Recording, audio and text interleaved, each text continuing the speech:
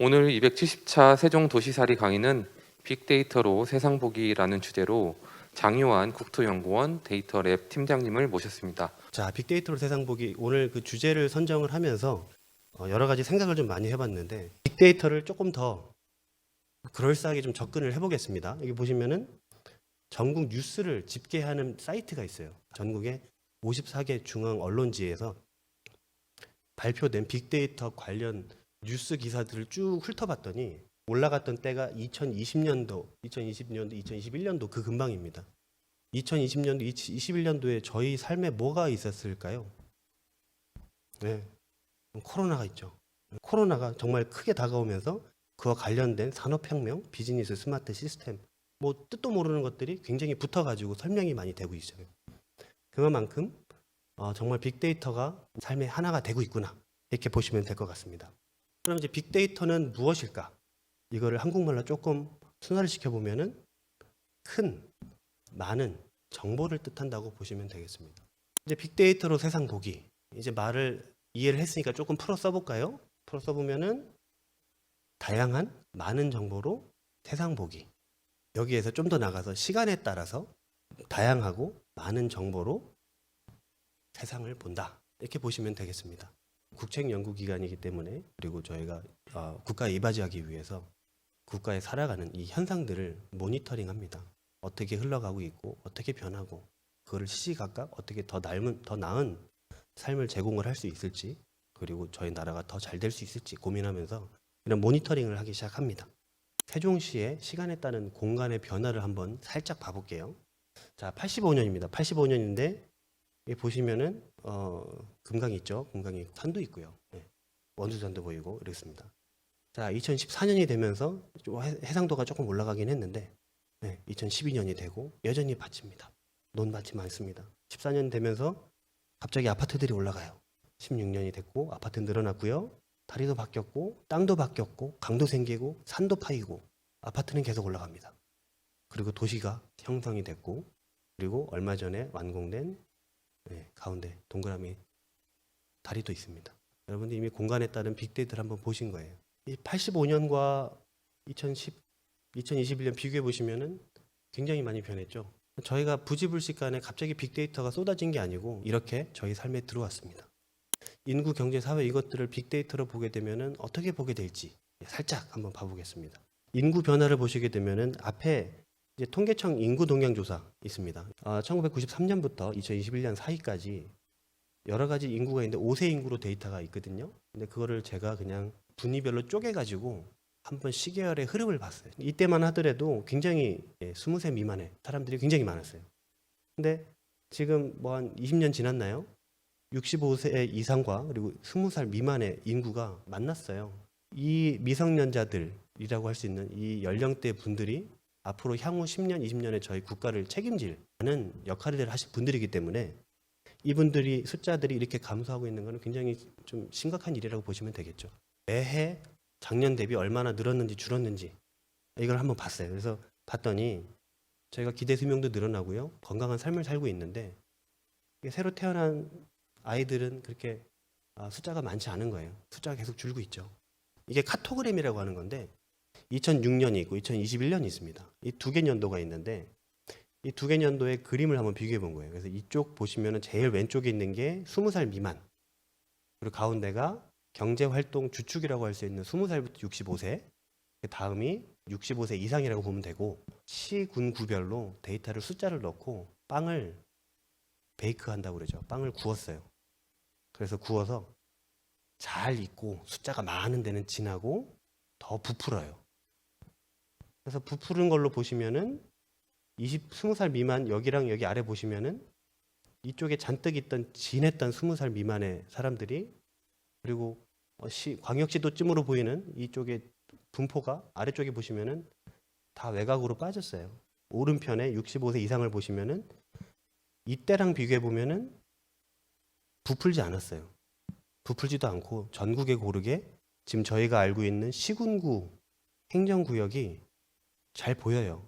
그만큼 65세 이상의 인구 비율도 적당히 잘 비율을 맞추고 있고 그 숫자도 괜찮았다. 근데 2021년이 되면서 굉장히 빵이 부풀었죠. 왼쪽 거랑 비교해 보시면은 제일 20살 미만이랑 비교해 보시면은 20살 미만이 잘못됐다는 게 보이죠. 그렇다면 이게 여러 가지 이유가 있겠지만 건축물 거래량도 있어요. 통계청에 건축물 거래 현황이 있어요. 건축물이 얼마나 사고 팔고 뭐 이렇게 하는지를 그 기록이 있는데 이거랑 앞에 20세 이상 65세 미만의 패턴을 보면은 굉장히 또 유사합니다. 왜냐하면은 환경에 따라서 사람이 적응을 하고 그거에 따라서 또 환경이 바뀌기 때문에 이런 선순환 구조가 이런 현상에서 나타난다고 보시면 되겠습니다. 자, 이제 산업 트렌드도 살짝 봐볼게요. 저희가 여러 가지 산업들이 있는데 우리나라에서는 이제 산업 분류 코드를 여러 가지 개수로 이제 지정해 놓고 있는데 산업 분류 코드별로 이제 그 각 연도의 비중을 한번 따라가 본 거예요. 비중이에요. 가장 눈에 띄는 한 가지가 있습니다. 녹색 이 친구. 부동산업입니다. 최근 10년에 이렇게 부동산업이 아주 급성장을 한 거예요. 그 다음에 전문과학기술 서비스업도 엄청 늘었어요. 저희가 IT 강국이잖아요. 그리고 정보통신업도 늘었고요. 금융보험업도 최근에 늘었고 나머지는 다 대동소이합니다. 시간에 따른 이제 산업 분류별로 이렇게 이런 식으로 흘러간다 보시면 될 것 같고 전국 거래 산업거래 분포인데 이거를 산업 분류별로 살짝 봐봤어요. 그러니까 대부분의 기업들이 거래가 되고 있는데 사업시설별로 봤더니 최첨단으로 보이는 좋아 보이는 최근 급성장하고 있는 것들이 대부분 다 서울 경기에 수도권에 몰려 있는 것 같다. 이 패턴이라는 말씀을 드리는 겁니다. 전국 업종별 거래, 산업 거래들을 이런 식으로 보여줄 수 있다. 빅데이터로 볼 수 있다. 이렇게 보시면 되겠습니다. 그렇다면 이제 사업자 트렌드는 어떨까요? 사업자. 자, 그러면 최근 한 2, 3년 동안에 통신 판매업을 빼놓고 주요 업종별 등록 건수를 변화를 봤어요. 이거는 코로나를 전후를 해놓고 봐서 어떻게 세상이 변했나라고 보셔도 될 것 같은데 제조업이 막 쭉 올라갔다가 좀 떨어졌어요. 그리고 음식점업이 늘어났어요. 저희들이 배달 음식도 많이 먹기 시작하죠. 대부분 다 소상공인이에요. 자, 그러면 이제 최근 2, 3년에 통신 판매업은 어떤가? 복합 키워드를 쭉 봤더니 줄어들어요. 근데 뭐가 줄어들었나? 영농조합법인, 디자인, 플라워, 스튜디오, 농방, 공장, 농원, 펜션. 그러니까 화훼 농가 쪽이 사업체들이 등록이 갑자기 많이 줄었다고 보시면 될 것 같아요. 회색은 뭘까요? 인터넷 쇼핑입니다. 보면은 스튜디오, 스토어, 마켓 이런 것들이 있습니다. 그러니까 개인의 만든 인터넷 쇼핑 이런 식으로 급성장을 하고 있다. 통신 판매업이 어떻게 변했는지 좀 우리나라 지도를 딱 펴놓고 봐볼게요. 보면은 지날수록 많고 옅을수록 적은 건데 보면은 택배 기지들이 이렇게 쭉쭉 있는데 그 위치를 기준으로 통신 판매업들이 쭉쭉 번창하고 있었어요. 이런 통신 판매업들이 생명이 택배잖아요. 배송을 해야 되니까. 물류센터 근처에 이게 다 가까운 곳에 있는 거예요. 자, 그러면 경제 활동은 어떨까요? 경제 활동 데이터를 연령별이랑 이제 지역별로 통계청 인구 대비 비율을 봤더니 대부분 다 이렇게 지역 숫자의 비율에 맞게 평균적으로 잘 있어요. 통계청에서 가지고 있는 인구 숫자만큼 어느 정도 대표성을 가지고 있는 데이터 중에 하나다. 이렇게 보시면서 이렇게 보시면 될 것 같습니다. 자, 이게 최근 경제활동 변화 이렇게 보시면 될 것 같습니다. 주황색이 월 평균입니다. 월 평균은 계속 증가하고 있어요. 해가 갈수록. 그리고 대출 잔액도 보시면 같이 증가하고 있어요. 그리고 신용카드 이용 금액도 봤더니 같이 증가하고 있어요.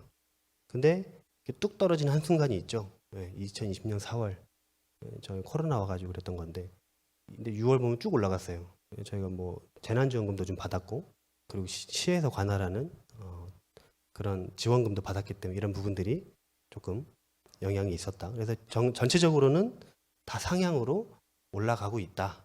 빅데이터 막 계속 하다가 보니까 이제 코로나 얘기를 살짝 좀 더 해볼게요. 근데 이걸 이제 코로나19의 출현을 이제 저희가 뉴노멀이란 걸 얘기를 해보는데 코로나가 없었다면은 이렇게 그래프가 그려져서 이제 이 정도로 예상되는 우리 생활 방식이 있는데 코로나가 생기면서 쭉 올라갔어요. 뭔가 삶 패턴이 바뀌었어요.